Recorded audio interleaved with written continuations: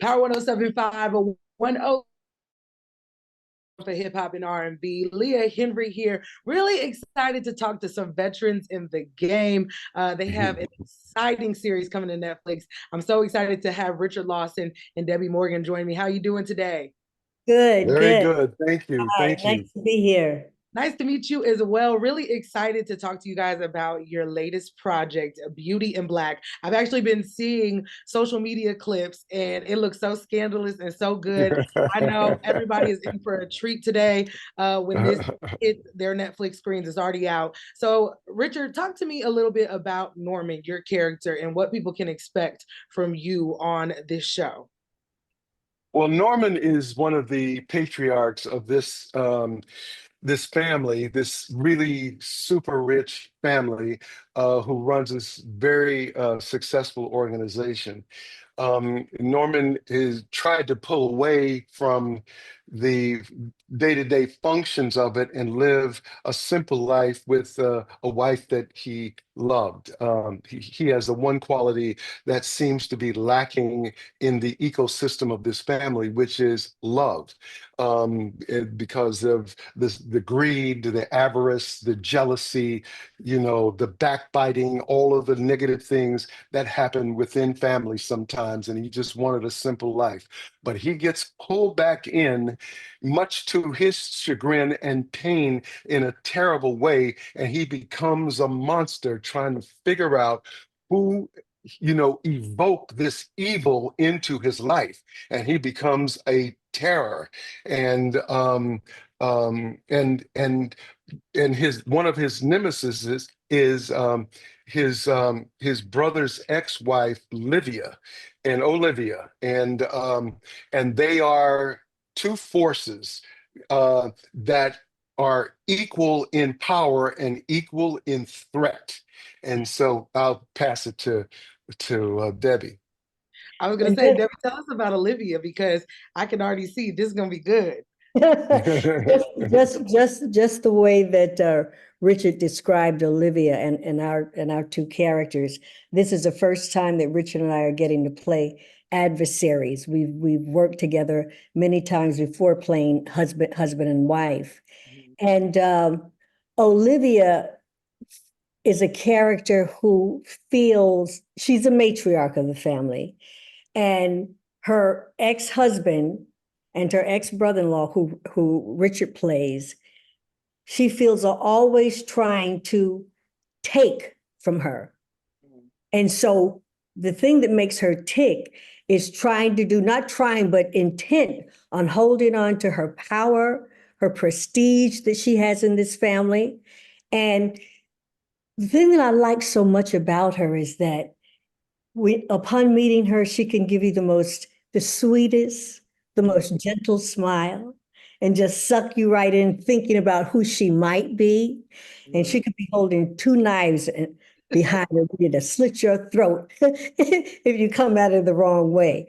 And the thing that I like about her is that she has so many different colors to her character, so many ups and downs, and she kind of takes you on this journey where you think she's going left and then she's going right. You think she's going right and then she's going left.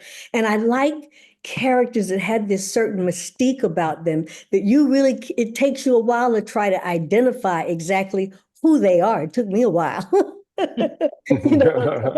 working on this character. But her one soft spot is she has two sons. One she feels is just a good for nothing, lazy, and her gay son, who she just adores and will go to great lengths to try and protect him, especially away from Richard's character. She uh she has a voracious appetite for the young men, Okay, which now. I can certainly identify. Well, where's my husband? He's not around. But she's a real juicy character. And when Tyler was first telling me that he was going to write a role for me in the next series that he did, I said, Tyler, please don't write some boring matronly church lady character. He said, oh, no, no, no, she's not going to be that. And that she is not. She's in the church though, but she definitely has these two sides of good and evil to her. Mm. Yeah. I can't wait. This is going to be so scandalous. I already know because all of the projects that Tyler Perry has been putting out in the last like 2 or 3 years have been so scandalous, very Yeah. outside the box.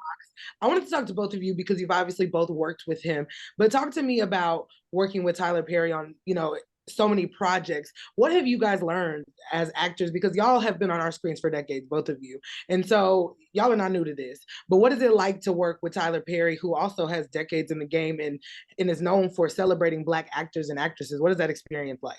Mm-hmm. Well, the first thing that comes to my mind is working with Tyler is like running a marathon. It's like Tyler, because he creates, directs, and produces all of his projects, he has such a clear vision of what that story is.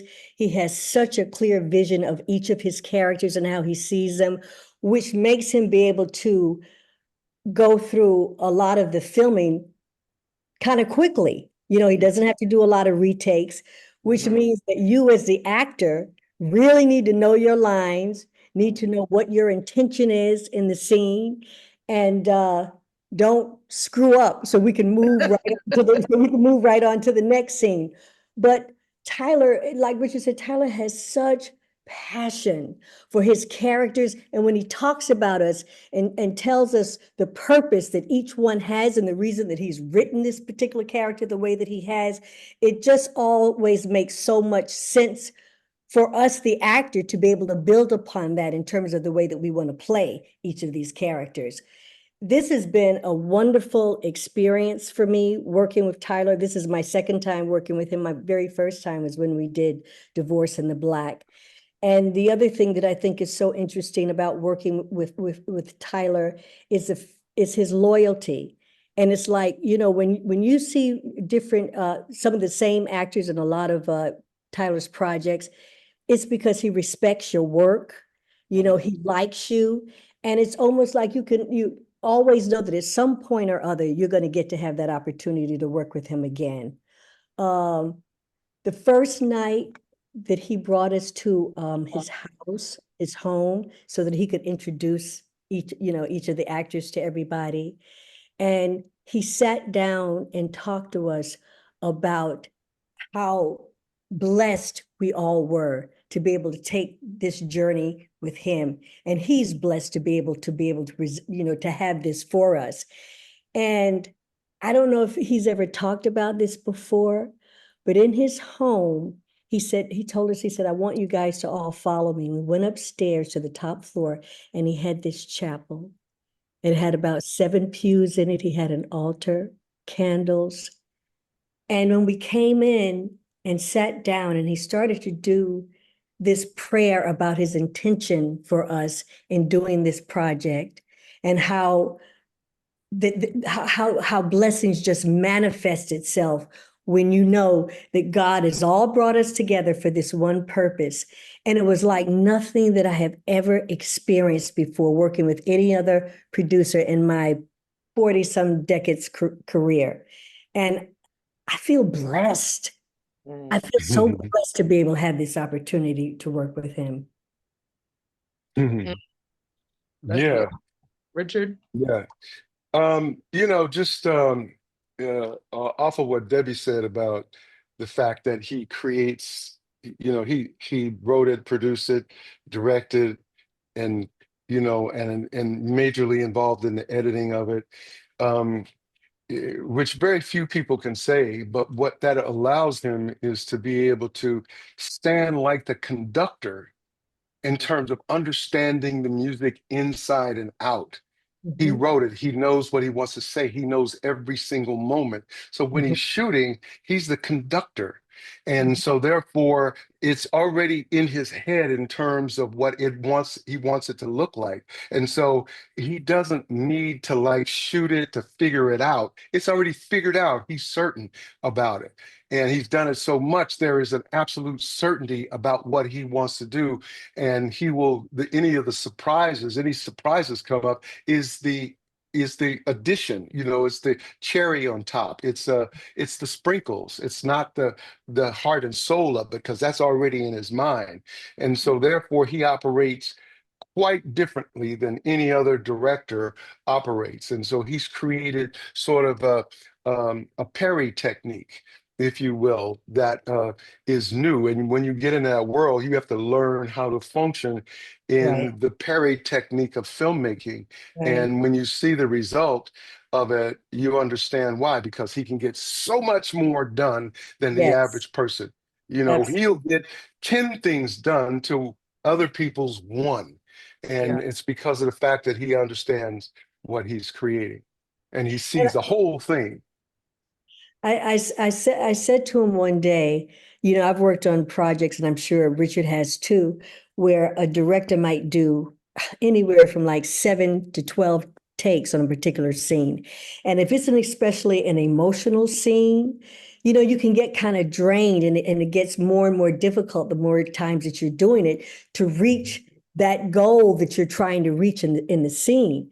And I told Tyler, I said, Tyler, I said, I really appreciate the fact that you don't beat the horse. You're not, you know, you're not making us do this over and over so that it stays fresh and so Mhm. organic.